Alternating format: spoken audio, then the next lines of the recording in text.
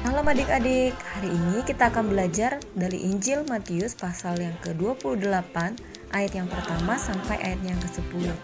Tema firman Tuhan hari ini adalah tentang kebangkitan Yesus. Ayat hafalan hari ini terdapat di dalam 1 Korintus pasal 15 ayat yang keempat, bahwa ia telah dikuburkan dan bahwa ia telah dibangkitkan pada hari yang ketiga sesuai dengan kitab suci.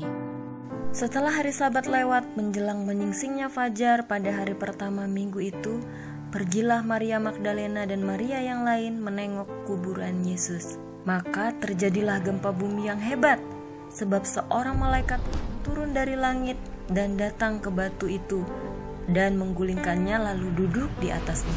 Di ayat 3 dikatakan bahwa wajahnya bagaikan kilat dan pakaiannya putih bagaikan salju, sehingga penjaga-penjaga yang ada di situ gentar ketakutan dan menjadi seperti orang-orang mati.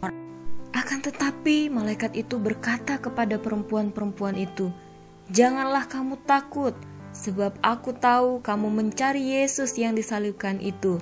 Ia tidak ada di sini, sebab ia telah bangkit, sama seperti yang telah dikatakannya.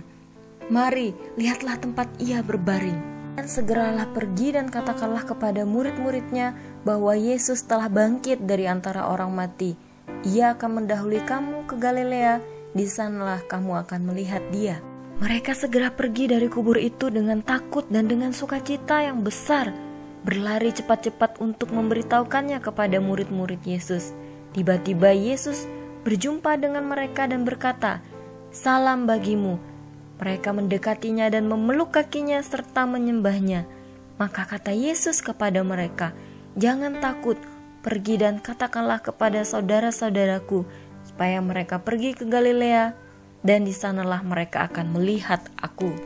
Adik-adik, bukan hanya di dalam Injil Matius saja, tetapi dalam Injil Markus, Lukas, dan Yohanes, di sana dikatakan bahwa Yesus beberapa kali menampakkan dirinya.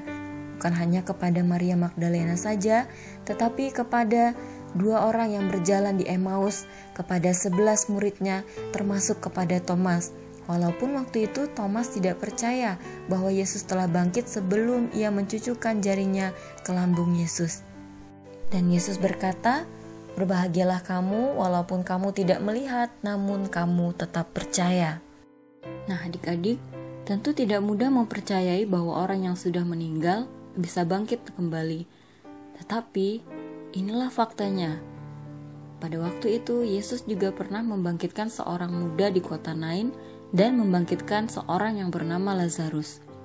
Dan hari ini kita sudah belajar bahwa Yesus pun telah bangkit pada hari yang ketiga dari antara orang mati. Nah, kebangkitan Tuhan Yesus membuktikan bahwa kita telah menang atas dosa, atas maut, dan atas iblis. Ada pengharapan yang besar akan kebangkitan Yesus. Tanpa kebangkitan Kristus, maka sia-sialah iman kita. Jadi, apakah kalian semua percaya bahwa Yesus benar-benar bangkit? Ya, kita harus percaya. Yesus benar-benar bangkit. Dia hidup dan menang atas maut.